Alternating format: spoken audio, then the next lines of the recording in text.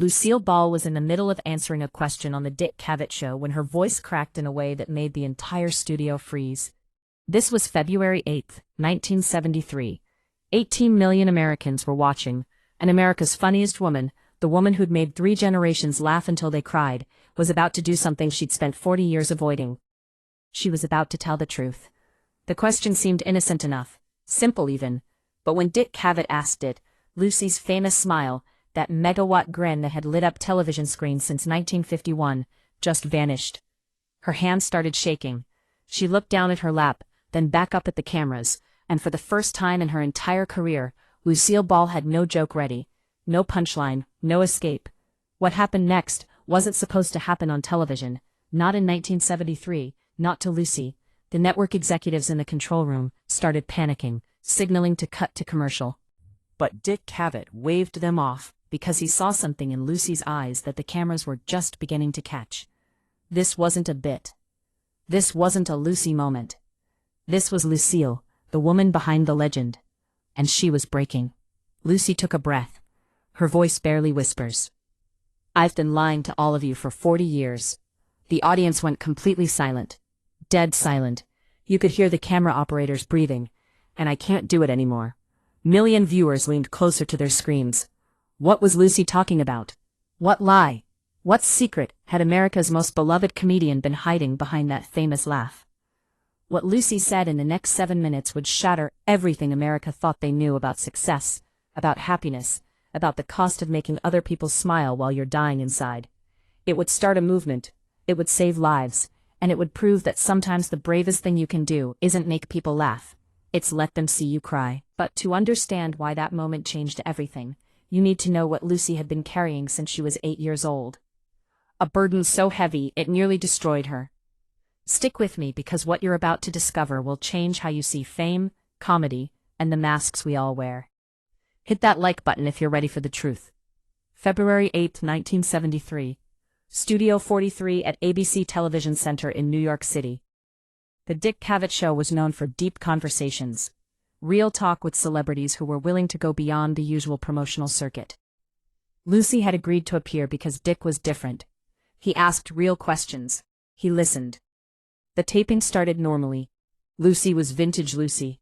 Quick wit, perfect timing, making the audience howl with stories from the I Love Lucy days. She talked about Desi, about Little Ricky, about the chocolate factory scene that became the most famous 6 minutes in television history. Everyone was having a great time.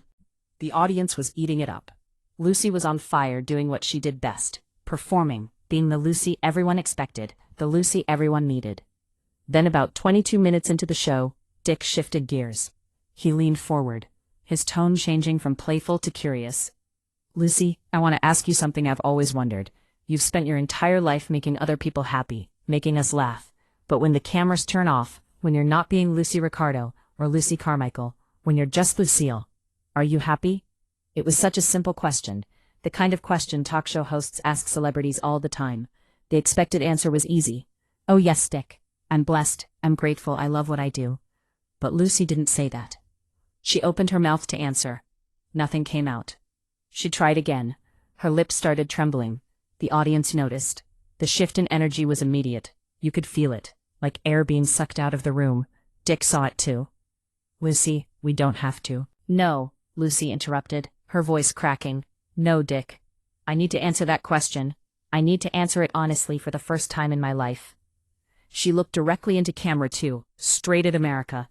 Her eyes were filling with tears, but she wasn't wiping them away. She was done hiding. "The truth is," Lucy's voice broke completely. "The truth is, I don't know if I've ever been happy. Not really. Not once." The studio went silent. Because America's comedy queen had just revealed something nobody saw coming. Don't go anywhere. What Lucy reveals next will break your heart and change how you see everything. Drop a comment if you've ever felt this way. To understand what happened on that stage, you have to go back to Jamestown, New York, 1919. Lucy was 8 years old when her father died suddenly from typhoid fever. One day he was there, the next day gone. And little Lucille learned her first devastating lesson about life. The people you love can disappear without warning. Her mother, Dee, was only 23 years old, suddenly a widow with 2 kids and no money. Diddy did what she had to do. She worked multiple jobs, and she sent Lucy to live with her grandparents. Lucy felt abandoned, unwanted, like she was too much of a burden for her own mother to keep. So Lucy made a decision, an 8-year-old's desperate decision. If she could just make people happy, make them laugh, make them love her, maybe they wouldn't leave. Maybe she'd be worth keeping.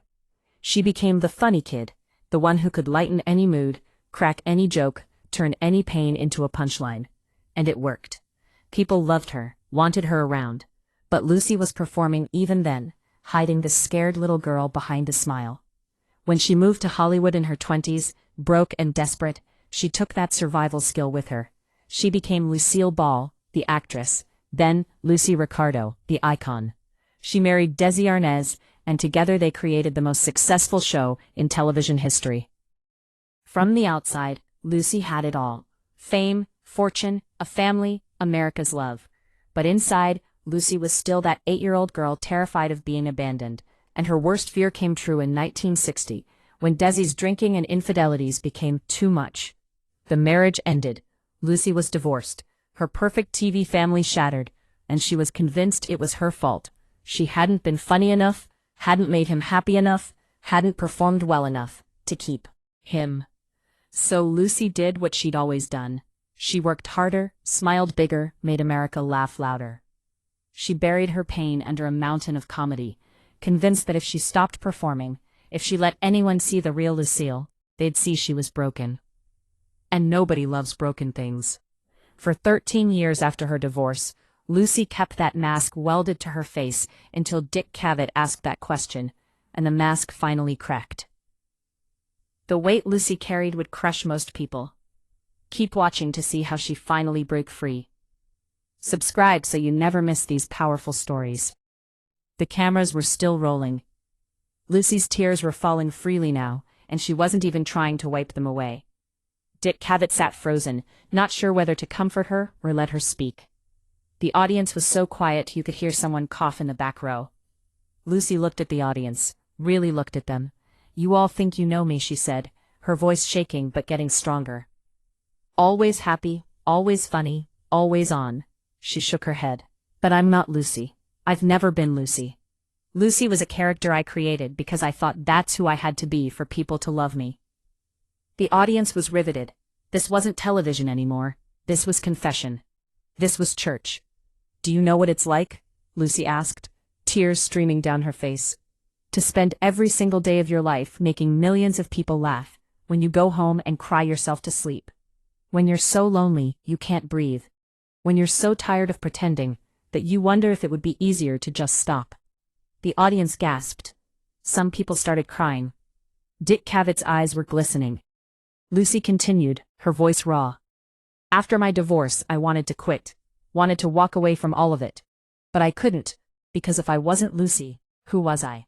If I couldn't make people laugh, what was I worth? So, I kept performing, kept smiling, kept dying inside, and I told myself that was enough. That making other people happy was enough. That I didn't deserve to be happy myself." Then Lucy looked back up at the camera, and she said the words that would change everything. "But I was wrong.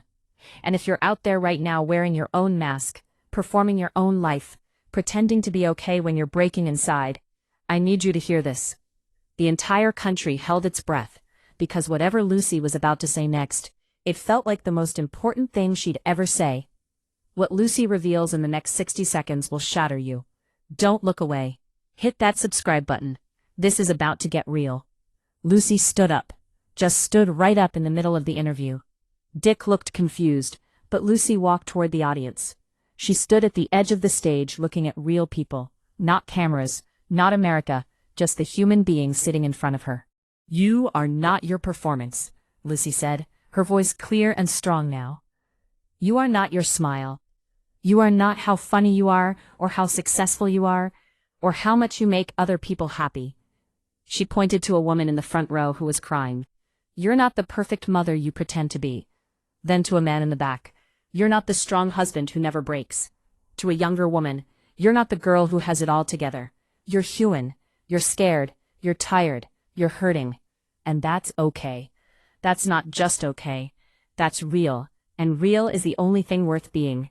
The audience was standing now. Not applauding, just standing, bearing witness. Lucy's voice got even stronger. I almost didn't come here tonight. I almost canceled because I thought I can't let them see me like this. I can't let them know I'm broken. But then I realized something. She paused. The bravest thing I've ever done wasn't the chocolate factory scene or building a television empire or winning all those Emmys. The bravest thing I'm doing is standing here right now telling you the truth. Letting you see Lucille, not Lucy, just me. Broken, scared, tired me, and if I can do it. Lucy looked directly into the camera. After 40 years of hiding, after building my entire life around a mask, after convincing myself I was only valuable if I was funny, then, so can you. Dick Cavett stood up and embraced Lucy. The audience erupted not in applause, but in something deeper, relief, recognition, permission, and then something happened that had never happened on television before. A woman in the audience stood up. My name is Patricia, she said, voice shaking. And I've been pretending I'm okay for 3 years. But I'm not. I'm not okay. Lucy opened her arms. Come here, Patricia. What happens next will restore your faith in humanity. Like this video if Lucy's courage is touching your heart right now. The Dick Cavett show that was supposed to end at 11:30 p.m. didn't end until 12:47 a.m. The network tried to cut to commercials 17 times. Dick refused. Lucy refused, because something bigger than television was happening. 43 people from that audience shared their stories that night. 43 people admitted they were wearing masks, that they were performing, that they were breaking, and Lucy listened to every single one of them. When the show finally aired on February 8th, ABC's phone lines crashed within minutes. Over 300,000 calls in the first hour. But they weren't complaints. They were thank yous. They were confessions. They were people saying, me too. I'm not okay either. Within a week, mental health hotlines across America reported a 340% increase in calls. But here's what made it different. People weren't calling because they were in crisis. They were calling because Lucy had given them permission to ask for help, to admit they needed support, to stop performing. Lucy did something else that nobody knew about until after she died in 1989. She used her own money, millions of dollars, to fund free therapy clinics across the country. No names required, no insurance needed, just show up and get help. She called them real-life centers. The only rule, you had to take off your mask when you walked in. Her daughter, Lucy Arnaz, later revealed after that night. Mom was different. She stopped trying to be Lucy all the time. She let herself be sad when she was sad. She let herself be tired. She let herself be real. And she became more powerful than she'd ever been. Lucy did more interviews over the next 16 years. She talked openly about depression, about loneliness, about the cost of fame. She became an advocate for mental health before it was acceptable, before it was safe, before celebrities did that. On her final appearance on The Tonight Show in 1986, Johnny Carson asked her, Lucy, any regrets? Lucy smiled. That real smile, not the TV one. Only one that I waited 40 years to tell the truth. But I'm glad I finally did, because the truth saved my life. When Lucy died 3 years later, they found 47,000 letters in her home. Letters from people saying, you saved my life by being honest about yours.